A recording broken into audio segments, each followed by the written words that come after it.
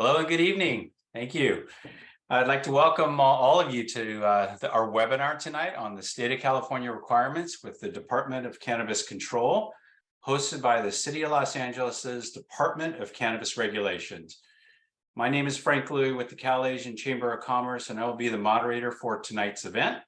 Thank you for joining us on this very important and informative webinar. Before we get started, let's take a moment to review some housekeeping rules. Please note this webinar is being recorded and can be viewed after the editing process on DCR's website. You will be muted with cameras off for the duration of the webinar. This means that your camera and audio will not be available to you during the session. However, you will be able to see and hear all of the panelists. There is also an open chat box where you can interact with one another for networking or comment on the information. Please use caution when sharing personal information in the public forum and keep your questions focused on tonight's topic. And also, please ask questions about tonight's subject matter in the Q&A box. We are gathering and responding to your questions throughout the presentation, and we'll have a Q&A session where we will go over those responses in the last 10 to 15 minutes for tonight's event. You're all encouraged to utilize the Q&A box at the bottom pane of your Zoom screen. If you use the Q&A box for questions, everyone will be able to see the questions when they are answered. Finally, please note that the content presented tonight was not created by the Department of Cannabis Regulation or the City of Los Angeles and is for informational purposes only. This information is subject to change and does not replace or supersede the Los Angeles Municipal Code nor constitute legal advice. If you have specific questions outside of tonight's topic, please call 213-978-0738 during business hours to speak to a DCR representative. Now let's transition to the presentation. We have two speakers tonight that I've had the good fortune to interact with over the past several years from the State of California Department of Cannabis Control. We have Eugene Hilsman and Michael Chang. The Department of Cannabis Control, also known as the DCC, is the California state agency that licenses and regulates cannabis businesses in California. First, I'd like to introduce from the Department of Cannabis Control, Eugene Hilsman. Eugene is the Deputy Director of Equity and Inclusion for California's Department of Cannabis Control. He was born in Danville, Illinois, and raised in Atlanta, Georgia. Hilsman received his undergraduate degree from Washington University in St. Louis.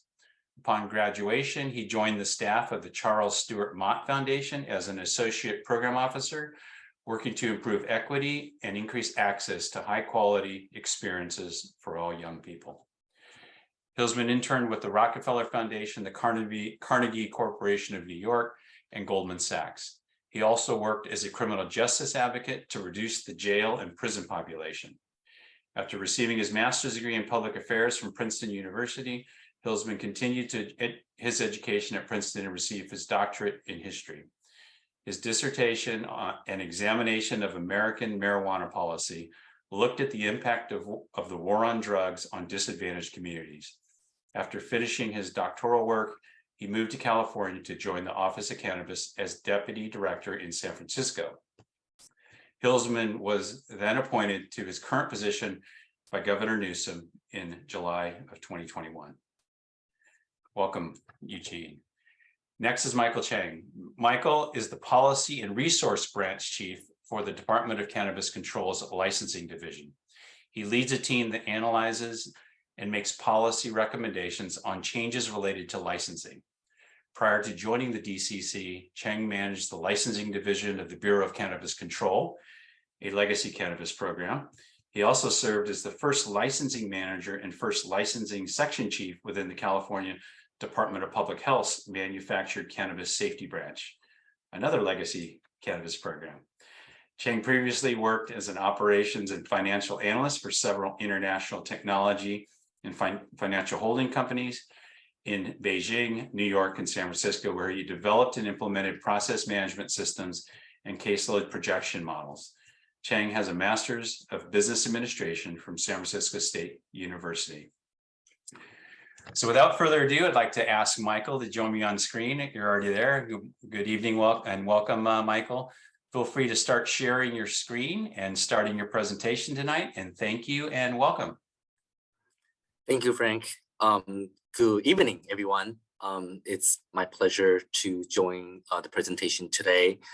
I'll be going a few slides with you guys to present some of the California requirements to obtaining licenses, and also some of the tools that our Department of Cannabis Control, specifically licensing divisions, that we have here to providing the services and the tools that we can help you guys through the application processes.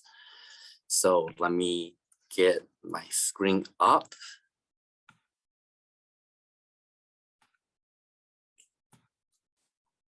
Okay. Just make sure that here. Right. Yeah. Okay, so again, my name is Michael Chang. I am representing the Department of Cannabis Control, licensing divisions, like Frank mentioned before. I'm currently the policy and resource branch manager for the licensing divisions. Prior to joining the DCC, I was the licensing manager at 2 legacy programs before. One is manufacturing cannabis safety branch, and the other one is the Bureau, formerly known as Bureau of Cannabis Control. I joined the state back in 2017 and was the first manager over the manufacturing cannabis. So state licensing process has been very familiar to me, and for the last 4 or 5 years, got to learn a lot, both from the industry as well as my colleagues trying to implementing the best practice going forward. Since last year, July of 2021, we were consolidated between 3 legacy programs, manufacturing cannabis safety branch under the Department of Public Health, Cal Cannabis under Department of Food and Ag, and as well as DCC under DCA to combine all 3 licensing legacy program into one. For the last year or so, me and my colleague have been working diligently on aligning our processes. As we know, that 3 legacy program before are trying to make application process as easy as we can, but at the same time, because it's a 3 legacy program, so there is definitely some discrepancy, some aligning process that do take place that we have been trying to do for the last year or so. And under our new leadership, Nicole and all the other deputy directors, especially our licensing divisions directors, Rob and Formal B, we have really making a good progress on aligning our processes going forward. And tonight, I'm going to go over some of the changes that we have made, and then really introduce you to what licensing structure is in licensing, in the state licensing, as well as what are some of the resources, some of the tools that you need to obtain a state license in this legalized cannabis market.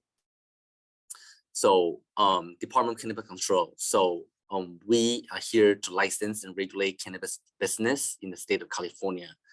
And since the consolidations, now everything involved in the pipeline of cannabis are under Department of Cannabis Control. So we issue license, including cultivators who doing the growing and the cannabis plants. The manufacturers are manufacturer of cannabis product, including infusion, extraction, packaging, anything related to turning the cannabis plants into any usable product. We also have distribution licenses that we also oversee that focus on the transportation and tracking of cannabis goods throughout the state.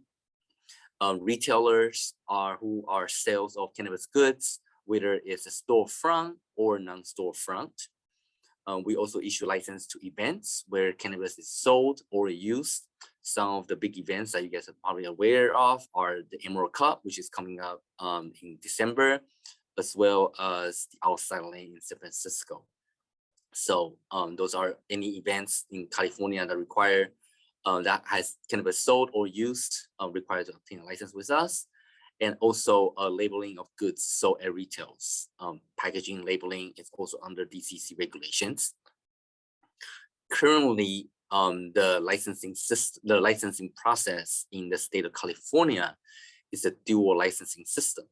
And what it means is that you have to get 2 licenses in order for you to participate in the legalized market in the state of California. One is you need to obtain a state license, and then you also need to obtain a local licenses, whether it's from the city or from the county, depending on where your local jurisdictions are, in order to get in order to participate in the legalized market.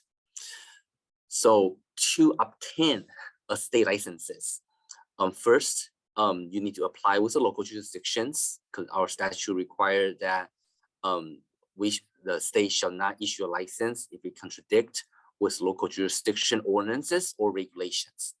So the first step, if you want to participate in the state of California for the legalized cannabis market, you need to reach out to the locals, make sure that your locals have ordinances and regulations that they require at a local level. And you're also complying with all the local jurisdictions ordinances. Once you confirm that, yes, your locations does meet all the requirements with the local jurisdictions, you come to the DCC website. We do have online system that currently, since consolidations, we're still operating on different platforms, depending on what license that you're applying for. But our DCC website have very detailed information to what application you need to apply for and what information that you want to, what information that you need. We do have a checklist on our website that I encourage you to go and take a look before you go through the online application, so that you know what documents, what information that you need to submit the applications. And in my later presentations, I will go over a very high level of some of those documents that we need for you to complete an online application at DCC. Once you complete online applications, depending on the license, depending on the application type that you're applying for, what activity that you're applying for, you pay for the application fee. And once the application is paid for and submitted to DCC, we have dedicated staff in licensing divisions that review your applications from start to finish. Depending on the material that we are reviewing, we do have dedicated staff that depend on expertise, that they might review a different area of the applications. We encourage all the staff, we encourage all the applicants to respond timely to our information requests, so that we can ensure that your application goes through our review process quickly. Once a decision has made that your application has been approved, you will be notified to pay the licensing fee. As soon as you complete that payment, your license are now active for a 12-month period. And every 12 months, you are required to renew your license. You can renew your license up to 60 days prior to your expiration dates. And you can renew 30 days after your expiration day, but there will be a late fee associated to it if you renew after the expiration date. So as I mentioned before, once your application is submitted, we receive the applications. You'll be notified that application has been received and it's under review. There are 4 big components to our licensing review. First one is licensing analyst review, and those are the time that our analysts will be reviewing some of the information that you provided, such as the surety bonds, the property owner consent, the business formation documents, and anything that's business and premises related. Our analysts will also reaching out to your local jurisdictions to see whether you are in compliance with the local jurisdictions. And based on that response, we'll determine whether you met all the requirements for the local jurisdictions, and whether a state license will be issued. We also review the ownership documents, review the business structure, the financial interest holder, as well as the ownership background informations. Another part of our review is environmental evaluations. Environmental evaluations does not just apply to cultivator, it applies to all license type. The detail you can definitely find out on websites, but there are definitely more environmental review needed for our cultivation licenses or micro businesses that has cultivation license activities. But every license that we receive, our environmental evaluation team also review the CEQA, and I'll talk about CEQA in a little bit. Once all the requirements are met, we then determine whether an annual or provisional license is approved. We have just completed our based on the statute. Most of the provisional license has already been issued. We do have another deadline coming up, which is for all the locally verified equity applicants. So if you are a locally verified equity applicants, you can still submit your applications before March 31, 2023 to be considered provisional license. And we the state DCC can still issue provisional license for a locally verified equity applicants up to June 30th, 2023. After that, the state will no longer have statutory right to issue provisional license. Everything will be issued as an annual basis. So as I stated before, some of the licensing requirements, first one is local compliance. Make sure that you're in compliance with all the local ordinances and regulations. And then we review the life scan for all the owners. That's the criminal background checks that we also do.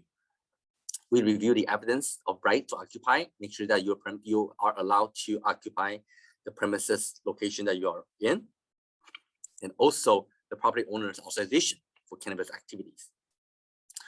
We also review the owner submitted information, such as the business, going right into the next one, which is the business formation documents. Make sure that all the owners that met our definitions in our statute and our regulations are captured in that information. We review the surety bonds, we review the premises diagram, and then we review the evidence of compliance with or exemption from California Environmental Quality Act, known as CEQA. So I think a lot of questions people ask is, what is CEQA? So CEQA stands for the California Environmental Quality Act. And the purpose of CEQA review for every application is to prevent or reduce environmental impact, disclose decisions, and promote interagency coordinations, and encourage public participation. CEQA is not just impacting the cultivators, it also impacts every license that we have. CEQA can range very wide range, can go from the impact to the watershed, impact to the environment, or it can be impact to the traffic, the pollutions that we have in the city, the carbon footprints. That's also a part of the CEQA review. So it's not just because of that, it does not just impact our cultivators that will actually plant seeds on the ground.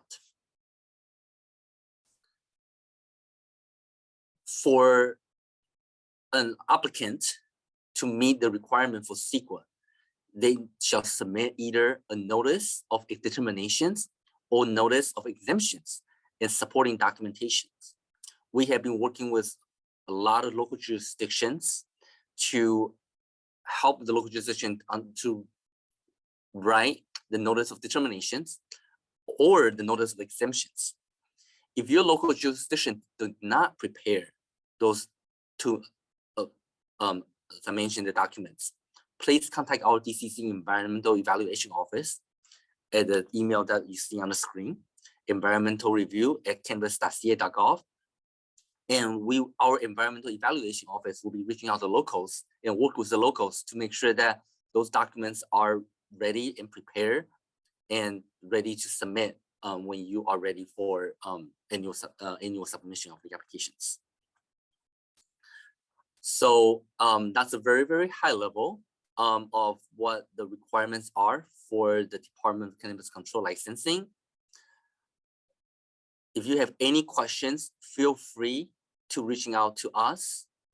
We do have a licensing inbox, and I apologize, I did not include it in my slide, but it's licensing@cannabis.ca.gov. Again, that's licensing@cannabis.ca.gov. And we are here to provide you any questions that you might have.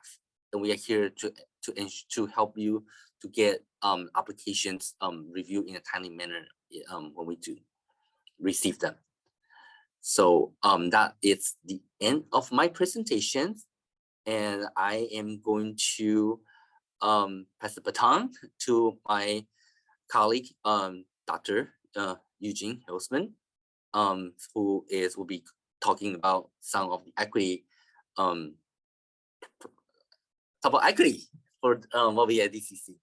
So, Eugene. Thanks, Michael. Appreciate it. Let me just go ahead and share my screen and we'll get right to it.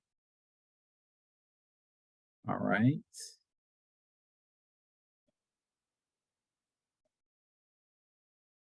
Okay. All right, here we go. Can folks see my slide? Thumbs up. Perfect. Let's do it. So good evening, everyone. Really excited to be here with you all and discuss some of the department's efforts with regard to equity. My colleague, Michael, really described some of the more technical elements with licensing, and my goal is really to provide an overview of some of the state actions with regard to equity and specifically describe some of the assistance that the Department of Cannabis Control offers to equity business owners. You know who I am. One of the things that I think is really important to acknowledge is the state is really engaged in a number of efforts to support cannabis equity, right? I think the thing that we're most familiar with is really connected to support for business owners, right? That's for individuals that have been negatively impacted by the criminalization of cannabis. So over the last 3 years, more than $90 million have been committed to local jurisdictions to really support them as they develop and implement equity programs, right? So as they're starting their programs, as they're implementing their programs to really support business ownership, they provide grants, loans, technical assistance, and there's also some funding available to really build infrastructure. So you see here with the support to local jurisdictions, 80% of the funds that are offered by the state in this instance, provided by the Governor's Office of Business and Economic Development, are really targeted to get capital in the hands of business owners in the form of grants and or loans. And so that's a really important part of the state's support to help business owners as they try to get in the cannabis industry. But another thing that I think is really important to acknowledge is that there are a number of additional efforts associated with cannabis equity, right? So thinking about the ability to petition for expungement, given the harm associated with criminal convictions, right? That's something that's really important as we think about cannabis equity, and also California Community Reinvestment Grants. Those grants provide support to nonprofit organizations and public health organizations and communities that have been impacted by providing them with additional financial support. So really, when we think about cannabis equity, it's a very holistic way of providing support to individuals, communities, and business owners. And so wanted to start the conversation by acknowledging that.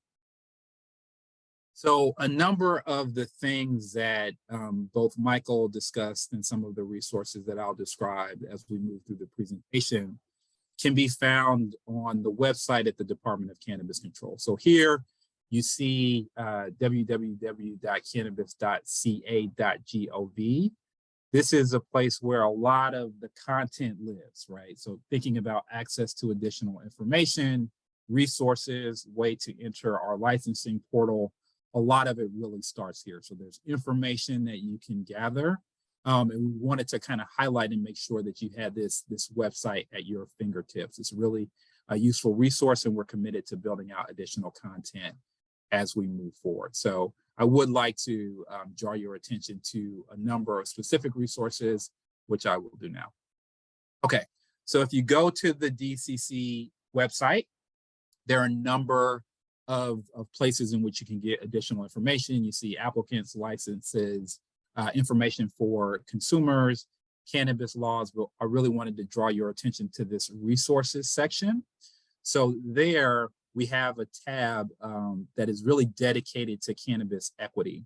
And so one of the things that we're working on in this page specifically is to really capture a number of resources that are available or interesting to stakeholders that are interested in equity efforts across the state of California. So this is a place where that content that we're developing will live. So want to make sure that you have access to this as a resource. It's something that we're really dedicated to making sure people have access to. All right, so there are a number of specific things that are included on the website, including both the eligibility for fee waivers, which I'll go through in some detail at the end of my presentation, and also the ability to apply for a fee waiver. So not only can you find out information to determine your eligibility for a fee waiver, but the process for applying for a fee waiver also lives on this website, which is another reason I really wanted to highlight it and make sure that you were aware of it coming out of this presentation. So one of the things that I think is really important to acknowledge are some of the challenges that business owners face and what the state is doing to support business owners. One of the things that we constantly hear is really getting access to the financial resources that businesses need is really important. That's important for a number of reasons. I think one of the primary challenges, we have traditional forms of capital. Those can sometimes be very difficult to access. I think they're particularly difficult to access in the instance of cannabis because it is a Schedule I drug, and financial institutions are either unable or unwilling to provide additional assistance, right? There are additional regulatory requirements, right? Given that cannabis can sometimes be a psychoactive substance, and that there are a number of additional requirements really necessary to ensure public health and safety. Sometimes business owners can really struggle with those challenges. Another thing that we hear often are challenges in finding real estate, right? Opportunities to operate cannabis businesses sometimes can be limited by area or zoning requirements that limit operations to specific locations. This sometimes can really create very challenging interactions between business owners who are looking for space and landlords, right? Who understand sometimes that, cannabis premiums or the ability to find a cannabis business require additional financial commitment. And so thinking about those things, wanted to describe that we certainly hear from business owners about the number of challenges that business owners are facing as they try to enter the cannabis industry or as they try to remain in the cannabis industry and build their business. Another thing that we hear are sometimes there can be challenges around building the necessary business relationships, whether this is around things that are specific to compliance, legal assistance. We often hear really about predatory practices, being a significant issue for business owners to make sure that they're not entering into instances in which they're taken advantage of. We see a number of jurisdictions across the state of California provide pro bono legal assistance or make access to those legal resources available to business owners to provide additional support to them as they're looking to develop their businesses. So wanted to really start by acknowledging that, and I'll talk a little bit about some of the work that we're doing to address these issues coming up. All right, so here, the state provides a number of different tools to provide financial support to equity business owners, right? One of the things that we acknowledge is that local jurisdictions really have the best sense of the needs of their community, especially given the differences in the cannabis market across the state of California. For example, urban areas tend to be really dominated by retail and consumer-facing businesses, while in the Emerald Triangle, you see a lot more issues related to cultivation, right? So thinking about where you are specifically might dictate the type of support and financial assistance that's really important in building out your business. So acknowledging that the Department of Cannabis Control has also earmarked $47.5 million for local jurisdiction assistance grants. This support is assistance in helping local jurisdictions transition provisional licenses to annual licenses. So my colleague Michael mentioned some of those deadlines that are really connected to that transition.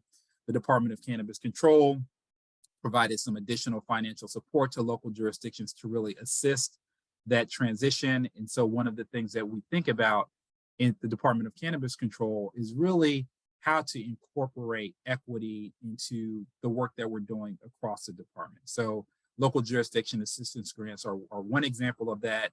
We're also in the process now of developing retail access grants. This money was dedicated from the legislature to encourage jurisdictions without retail licensure, so who don't have storefront businesses or delivery businesses, to encourage them to participate in the legal regulated market.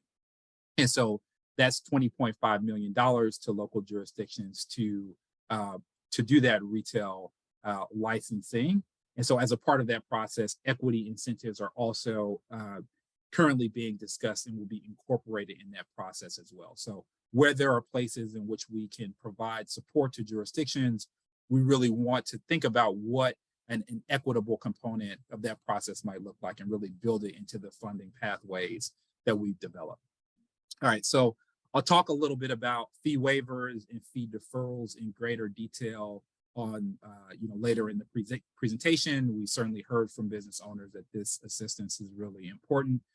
Currently, fee waivers are available to business owners that meet the criteria. Fee deferrals coming online in January 1st in 2023.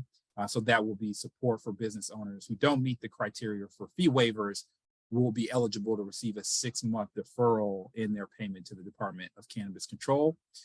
Another thing that I'd really like to highlight is cannabis tax reform. So this was an issue that gained a lot of attention during the summer.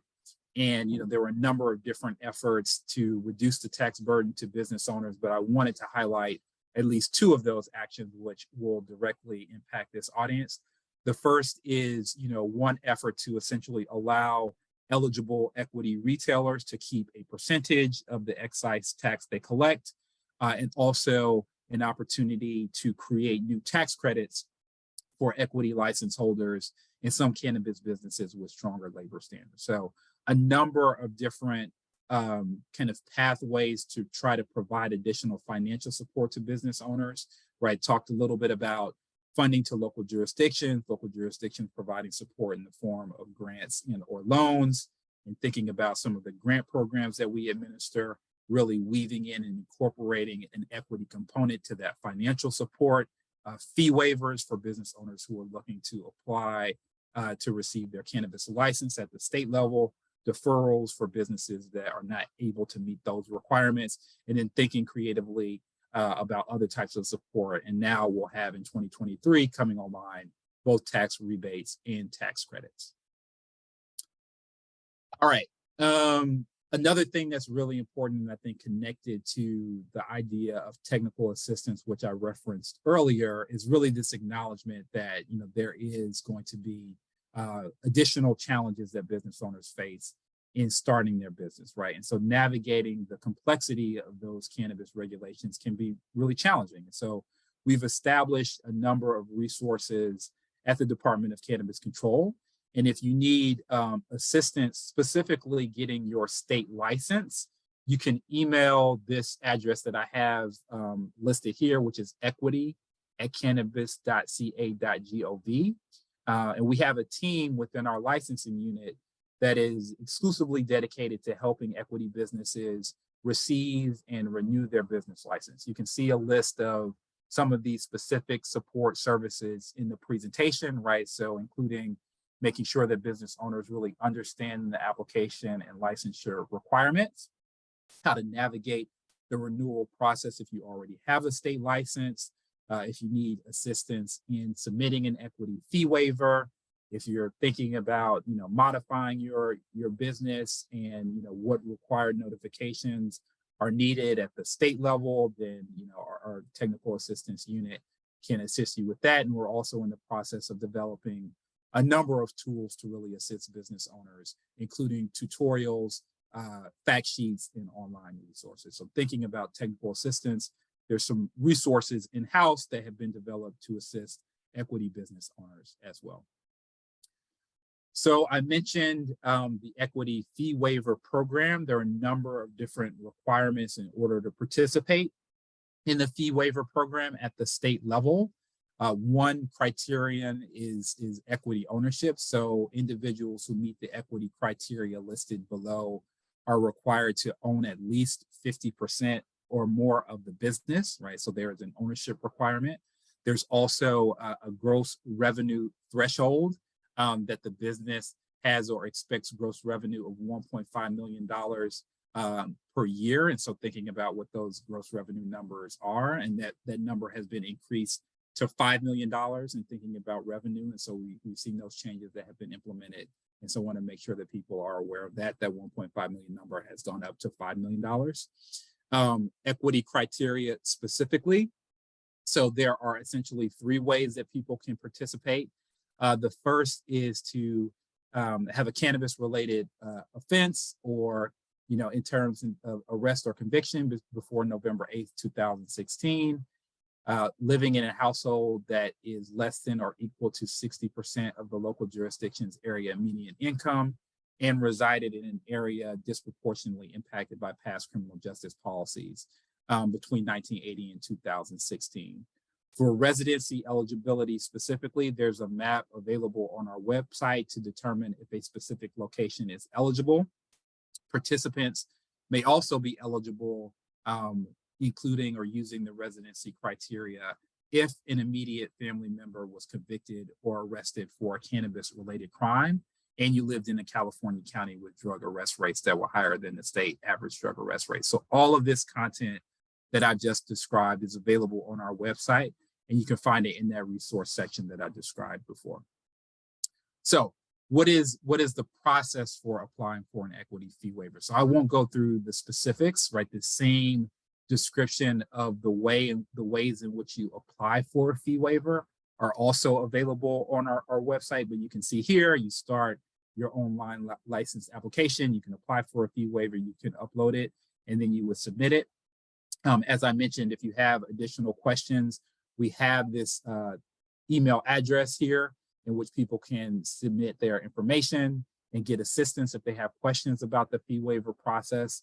So we do have some available resources if people are interested, or if there's a part of the process that is confusing to you, we do want to provide you with that assistance in applying for a fee waiver.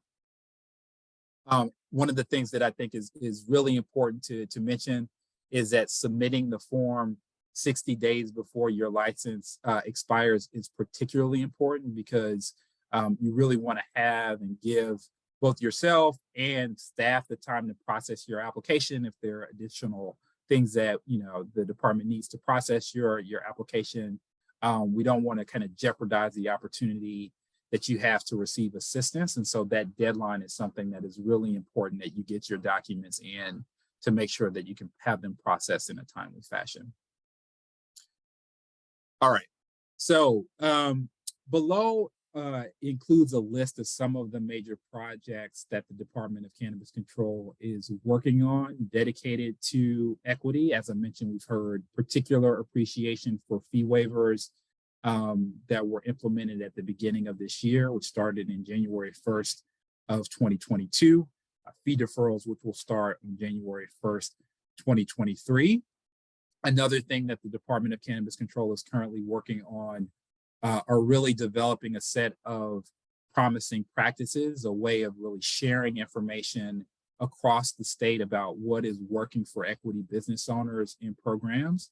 I think it's a way to hear not only about some of the policies and things like the technical assistance that Los Angeles is offering to business owners, but also to hear those things directly from business owners, right? So, there are things that, the department is thinking about that are particularly relevant for business owners, but I do think there's an opportunity and desire to hear directly from individuals who are impacted, business owners who are impacted, as a way of kind of sharing why a particular type of assistance was really beneficial for them. So we're currently working on capturing that information, and the Equity Resource Hub that we provided the link to earlier will be a place to capture that information. So we want that to be available to the public for people who are interested in learning a little bit more about what's happening across the state. Another thing that I want to mention, I mentioned the tax credits, which will be coming online on 2023. We're currently in the process of developing a series of guidance documents to describe what that process will look like, to get access to additional information. As I mentioned, those tax credits will come online in 2023, but providing some additional information.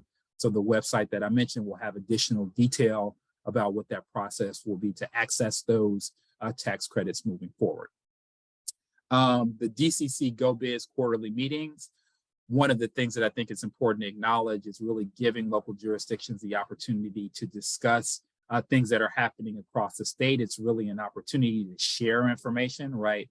One of the things that we recognize is that, regulators are often really busy doing the hard work in their locations, and there are not often opportunities to really discuss some of the challenges that might be shared across the state of California. And so one of the things that we wanted to do is really create a space in which people can have conversations, talk about what's working, and really build a community in which we can share information, ideas, and resources. And so that's one of the things that we'll kind of commit to doing moving forward. We've had a number of those meetings, and we'll be committing to having those conversations regularly.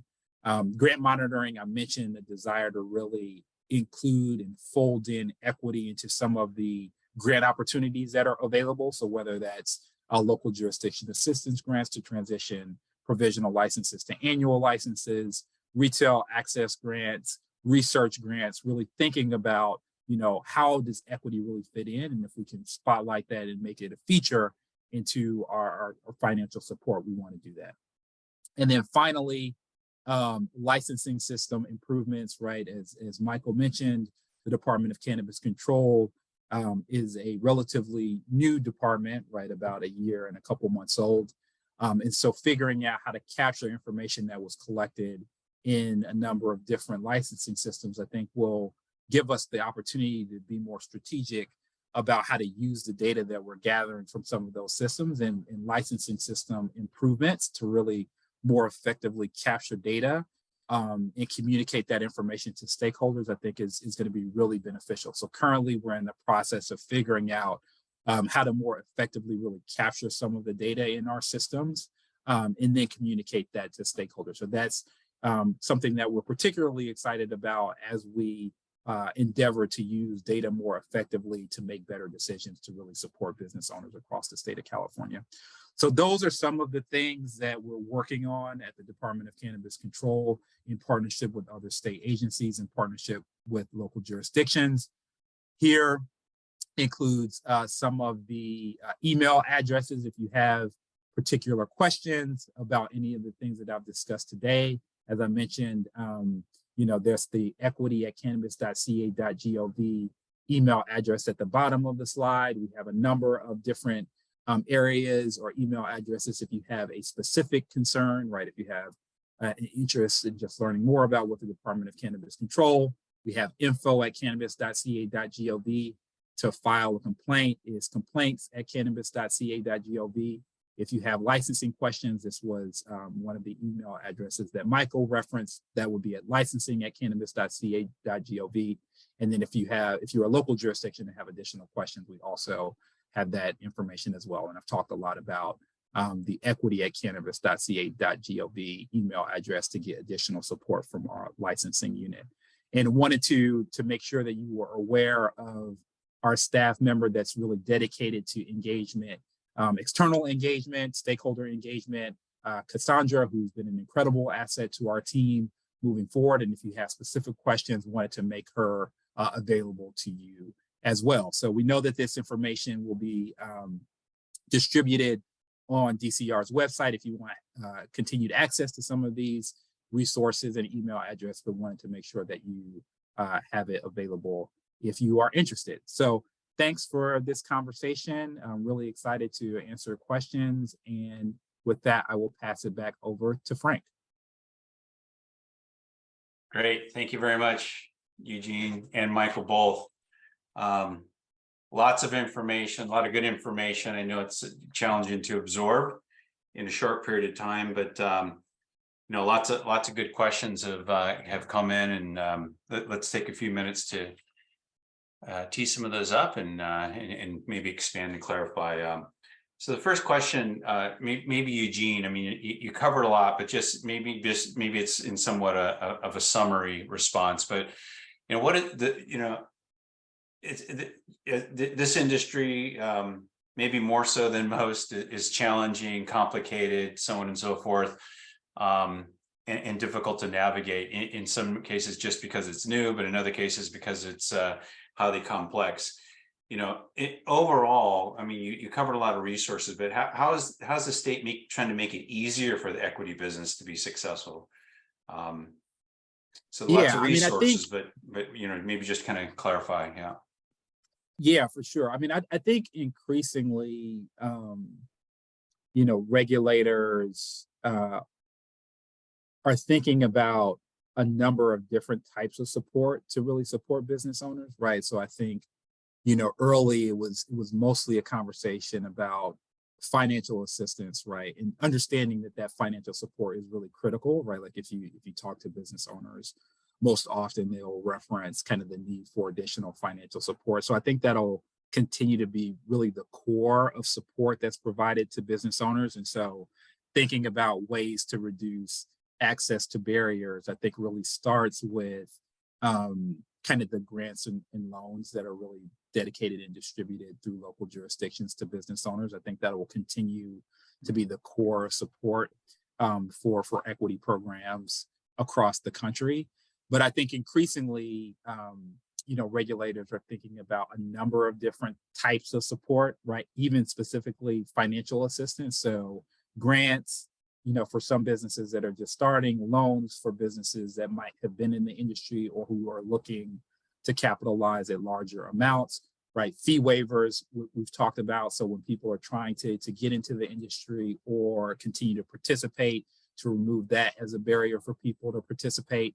Tax credits, right? And so we're starting to see tax incentives to not only reduce the tax burden for operators, but also encourage non-equity businesses to really support equity businesses. Is something that we're starting to see examples of, you know, jurisdictions that are allowing for the purchasing of property, et cetera, et cetera. So I think that there are a number of different types of support that really start with direct financial assistance. But in addition to some of the things that I mentioned, right, we recognize that technical assistance is really important, right? Some of the efforts that you've been involved in really providing business owners with the assistance that they need, given the complexity of operating a cannabis business in the state of California, right? So acknowledging that, you know, the regulations are very complex for any business, right? And so acknowledging that, I think, is something important. The challenges that business owners face, they sometimes vary depending on what type of cannabis license that you need, right? Like if you're interested in operating a cannabis lab, right, that's going to be different. The challenges that you might face will be different if you're, you know, you need a very detailed kind of SQL review because you have to determine where all your water is coming from, right? And so the challenges can be different for different business owners, but acknowledging that and trying to provide technical assistance resources, one for both people who are applying for their licenses, but also really providing that support from the state through local jurisdictions, I think is also key. Good, very good. Yeah, and you mentioned you know, working with the local jurisdictions. Obviously, this webinar is hosted by the city of Los Angeles. maybe just share, how does the state work with the local jurisdictions to improve outcomes? Because it's and Michael mentioned the dual licensing process, all the things you need to know about local as well as state. I mean, how are you working with the local jurisdictions effectively? Yeah, I mean, I think, one of the things that is really important is creating a space to hear from local jurisdictions about kind of what's working, right? Challenges that they might experience. This includes both providing support to business owners and also ways of working more effectively with the state, right? And so just like creating venues in which information can be shared, right? Because I think one of the things that can be particularly harmful is if we're working in silos, right? So there's an innovation or a particularly novel approach that's working in one jurisdiction, but because we don't have those open channels of communication, we're not able to really kind of hear that information or have it kind of distilled in a way that's accessible. So that's one. Another is really providing direct financial support, right? So thinking about some of the resources that are described, right? Resources that are kind of dedicated through the legislature or in the process to provide that financial support is really key, right? So the state has provided about $90 million in funding to help support local jurisdictions, either to kind of do an assessment, right? Like if they're interested in developing an equity program or implementing an equity program. So figuring out ways to provide that financial support to local jurisdictions where there are opportunities to provide grants to do that in a way that really starts with equity or make sure that equity is a really key part of it. So creating spaces in which people can share information to improve outcomes for business owners and providing concrete financial support is another way. Yeah, great. Thank you for that. And Eugene, one other, related, I mean, this is a pretty interesting question that has come in. Are there any incentives for non-equity cannabis businesses and or ancillary businesses to work with equity businesses?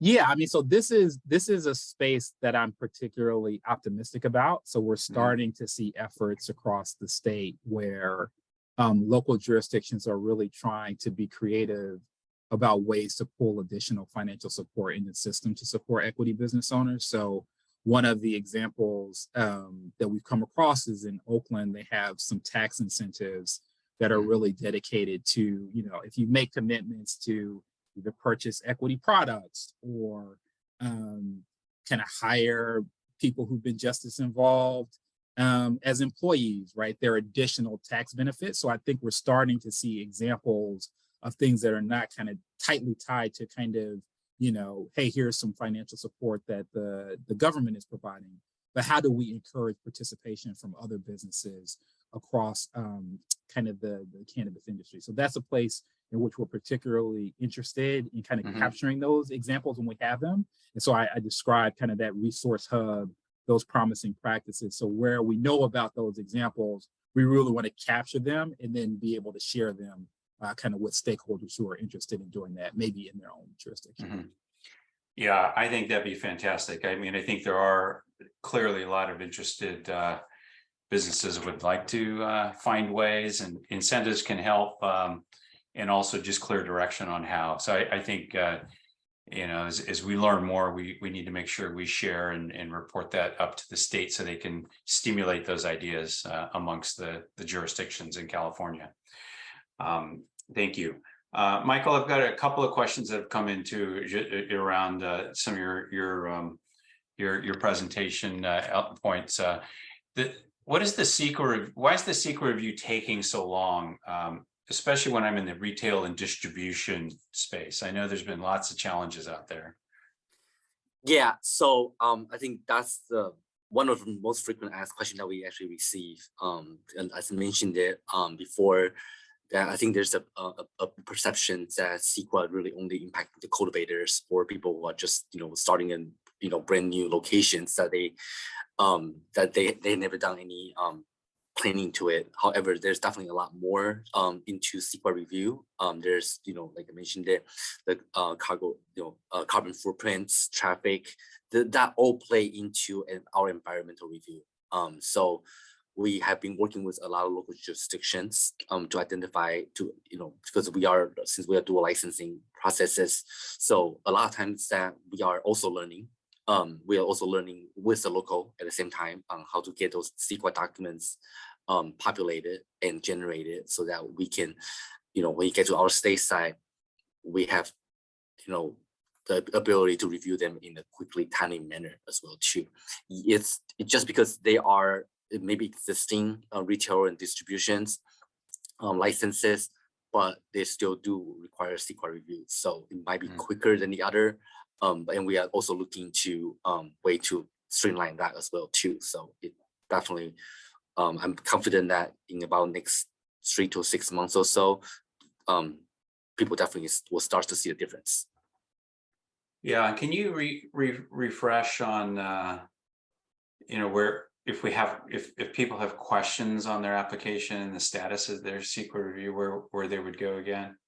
Yeah, so right now, for any application status, please feel free to reach out to our licensing inbox. I think Eugene has shown before, it's licensing@cannabis.ca.gov.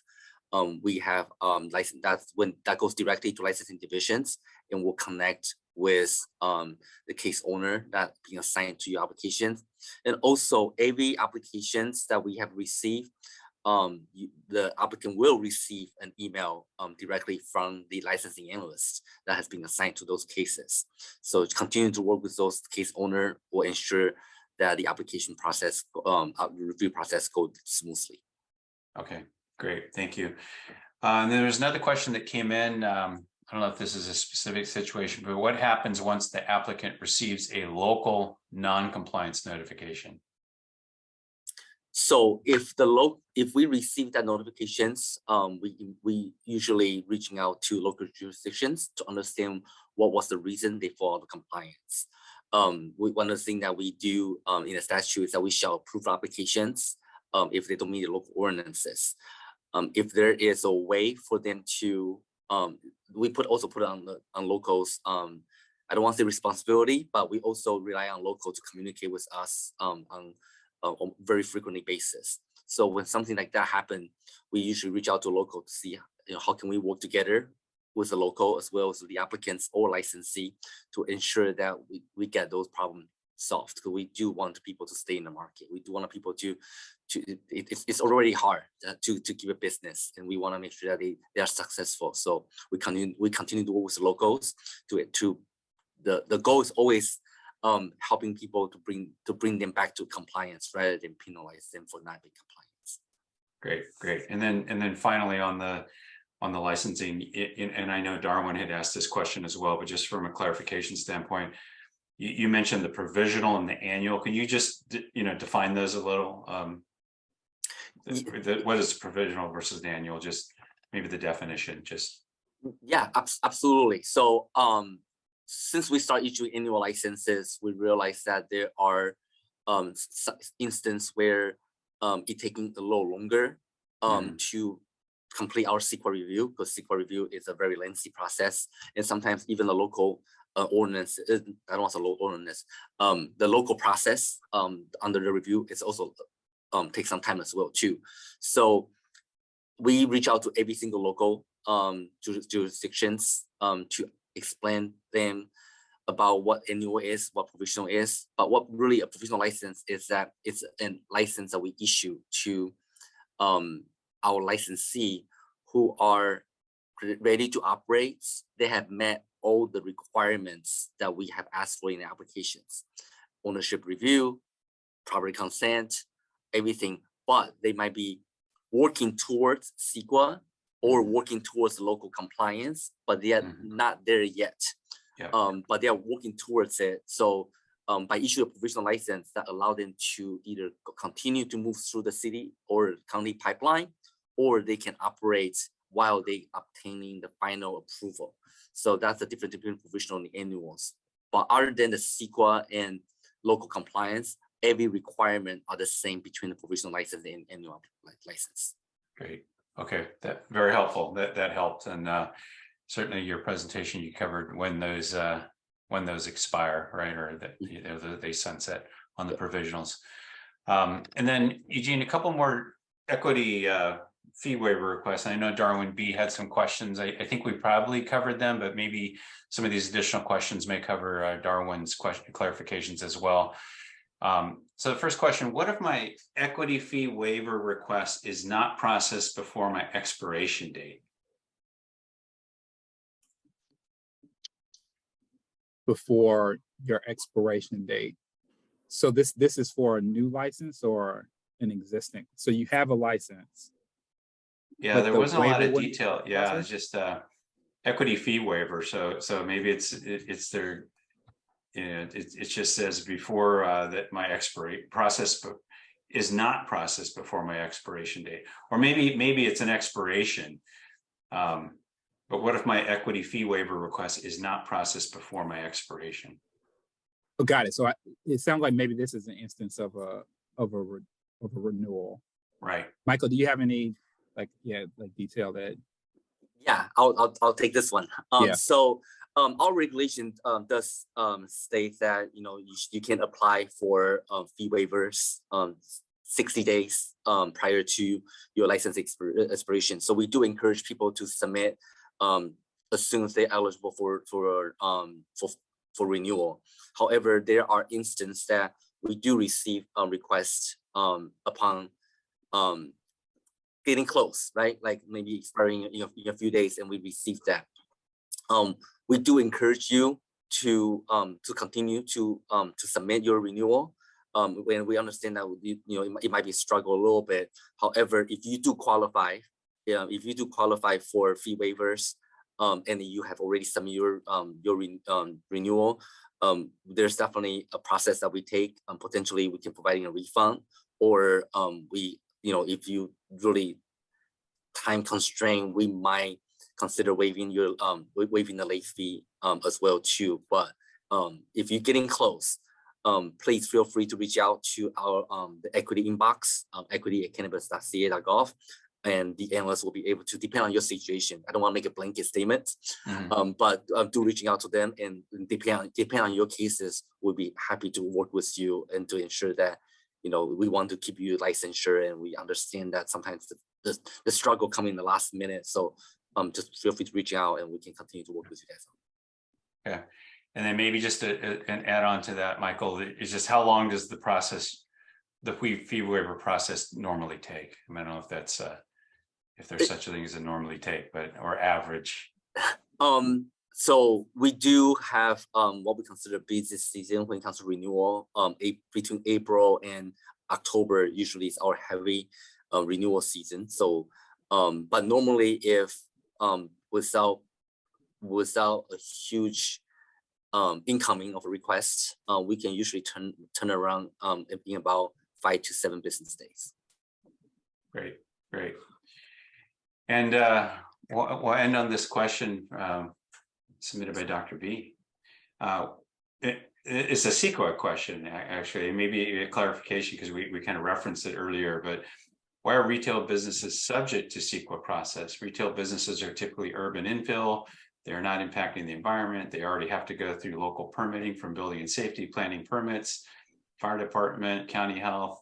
CEQA is duplicative of the many permits that equity entrepreneurs have to go through. I know this comes up probably every city and every environment. So I'm not sure if there's a response or comment there that can be handled on in the last closing few minutes of our session.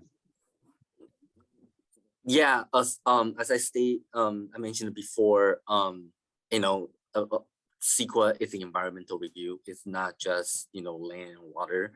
There's many there are many aspects of CEQA review that we do consider, and we do continue to work with our local jurisdictions to ensure that they are working with us, and we're working with them, depending on who the lead agencies are for CEQA.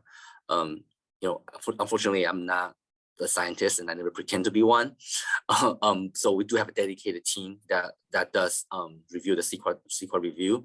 And if feel free to reach out to our licensing inbox also, and we can definitely get you connected with our environmental evaluation team to go through that process. Great. Well, thank you, Michael. Thank you, Eugene. Always a pleasure. We very much appreciate your participation, support, willingness, and effort to navigate this new industry, especially on behalf of the social equity community here in the city of Los Angeles. There are some few other questions that have come in. We'll make sure we gather those and send them, and we can follow up with some answers and some clarifications. So we appreciate your involvement and support. I look forward to working with you on an ongoing basis. Thank you for everyone for attending this informative webinar offered by the City of Los Angeles Department of Cannabis Regulation. The webinar was recorded, so it will be found on DCR's website at cannabis.lacity.org once we get through the editing and review process. If you have any questions on accessing your account, please email dcr.sep@lacity.org. Thank you all again for joining us. We appreciate your valuable time and attendance. Have a wonderful evening and good night. Thank you.